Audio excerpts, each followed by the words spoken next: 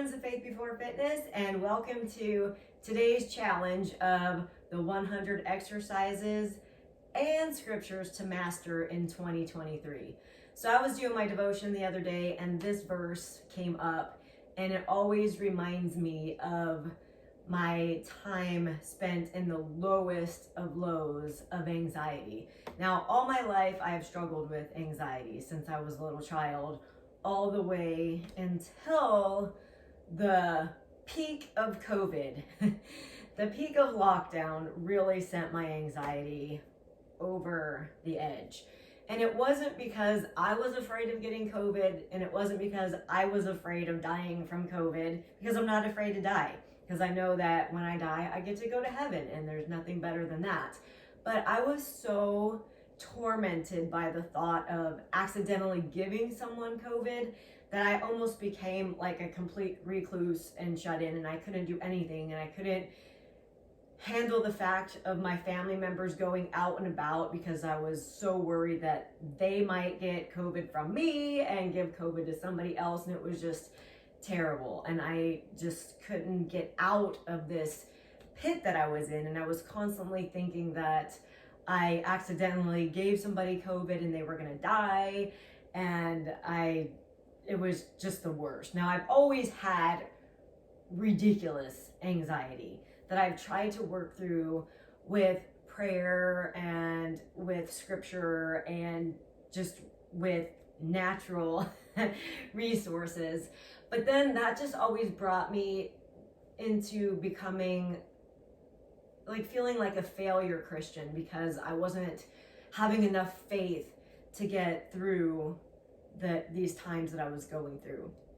And it got to the point where I went to Christian counseling. I had all my Christian friends, my family, psychiatrist, gynecologist, and they all had agreed that there was just a mental disconnect going on in my mind, and it would really be effective for me to go on medication. Now, I've always been a complete naturalist. I don't like medication. I don't take Tylenol or Advil just for the sake of it. I usually suffer through anything. I did natural childbirth 3 times, so I do not like medication. So it took everything out of me to get on medication.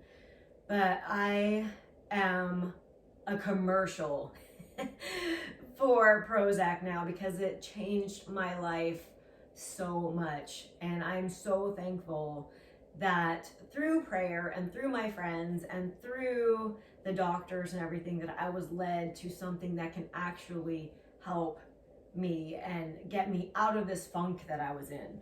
So I'm going to read to you what I felt like when I was going through that. And that's from Psalm 31, 9 through 10. It says, "Be merciful to me, O Lord, for I am in distress. My eyes grow weak with sorrow, my soul and my body with grief. My life is consumed by anguish, and my years by my groaning. My strength fails because of my affliction." I think it should say affliction, but I copied it from the Bible. "And my bones grow weak." So I am so thankful to be on the other side of this. And I can truly say what David always ends his Psalms with. So David really struggled with depression and mental health issues if you read his Psalms. And they always start off with a list of complaints, and he's blah, blah, blahing about everything that is going on in his life. But then you'll always find that by the end of his psalm and by the end of his bringing his issues to God, he always turns it around. And so at the end of the psalm, verse 23 through 24, it says, "Love the Lord, all his saints.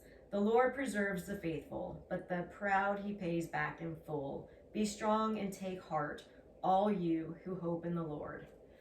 And all I can do is say hallelujah to that. So if you struggle with any kind of mental health, there are so many resources available. The worst thing to do is keep it to yourself. The worst thing to do is think that you can take care of it on your own. you need to bring it to somebody. You need to talk to somebody about it, because sometimes the funky things we think in our head are just things that are normal, that everybody does, but some of us will obsess on it and think that we are not normal.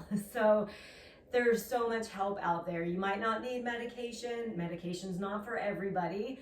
But if you do, don't think of yourself as a failure Christian just because you needed the help of medication, because it truly, truly helped me, and my life has been so much better since then. So now the exercise I'm going to share with you is quite a difficult exercise. It's the Turkish get up, and it's very complex. So I chose the Turkish get up to go with this verse because it's hard to get up when you're down. It's hard to get out of the lowest lows of anxiety and depression, and it takes a lot of effort, just like this exercise move takes a lot of effort. So it has a lot of steps involved, and just like dealing with my anxiety, it had a lot of steps involved. So does this particular this particular exercise move. So this is meant to be done with a kettlebell, but if you don't have a kettlebell, don't worry, because you should learn how to do this movement without any kettlebell first. So what you're going to do to start off is I'm going to use my right hand to do the first one. So my right hand is going to be racked at my side at a 45-degree angle. My right leg is going to be bent and my heel on the floor. My other heel is going to be straight. My leg is going to be straight. My heel is going to be down. My left palm of my hand is going to be down on the floor in a 45-degree angle. So this is how you're going to start the Turkish get up. You're going to exhale, and you're going to get ready to push through both of your heels. So the heel, the whole foot that's flat on the floor, you're going to press through that. You're going to press through your left heel and the left palm of your hand.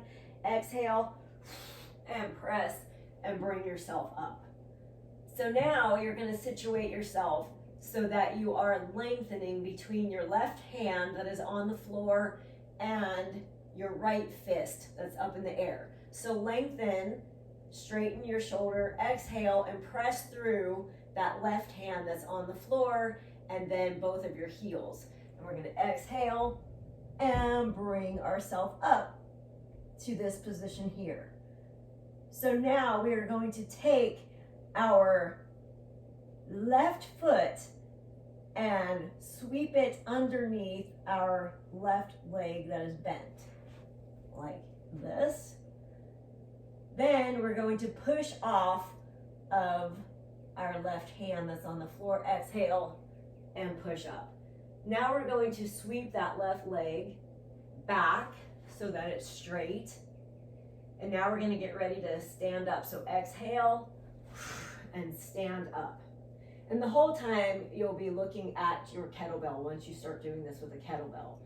So then we're going to take it and reverse the whole situation. So then we're going to come on back, bring that leg over, come down on our hand, sweep that leg through, and then we're going to lay back down. So now I'm going to do it from this side. So now you would have your kettlebell racked in your left hand.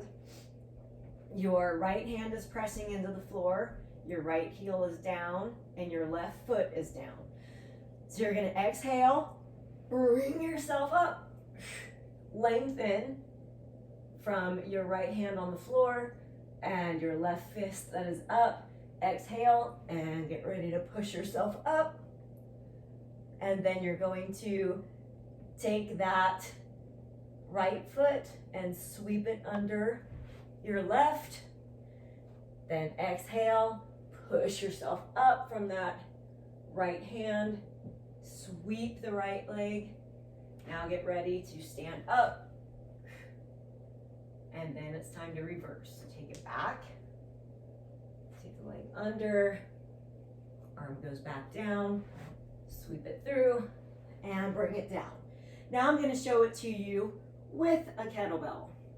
So I'm going to start off with a 5-pound kettlebell, and we're going to do all that all over again. So I have the kettlebell racked in my right hand.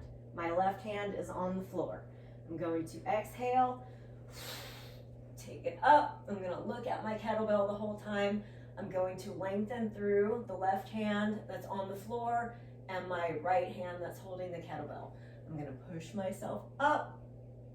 Now I'm going to sweep that left leg underneath my right, and then I'm going to push off of my left hand to bring myself up. Then I'm going to sweep that left leg back, and now I'm going to exhale and stand up. All right, now we're going to reverse all of that. All right, sweep it over, back on the hand, sweep that leg through, and take it down.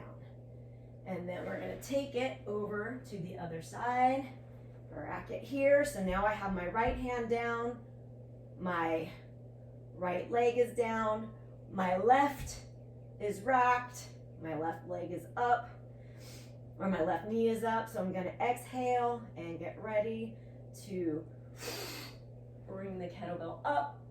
Now I'm going to press through the right hand that's on the floor and the left hand, so lengthen between those two. Exhale and press up. Now we're going to take that right foot under the left. Now we're going to push off of that right hand, bring yourself up, sweep that leg back, and bring it up. Now we're going to reverse everything. Here we go. Down, sweep, back on the hand, back through, and then bring it down. All right, so now I'm going to add more weight. And now I'm going to do it from this position to see if it's better for you to see it from the back or from the sides. All right, so here we go. If I can even do it with this kettlebell, we'll see. I have a little bit too close to the wall. We're gonna redo. All right, here we go.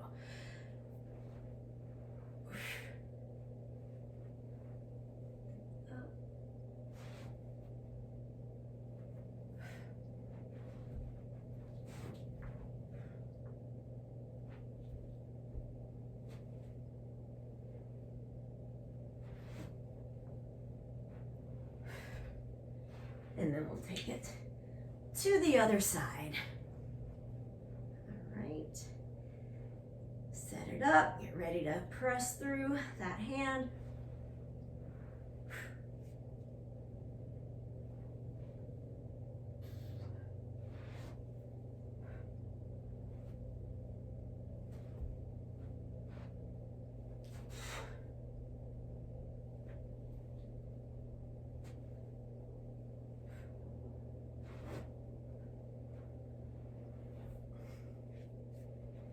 All right.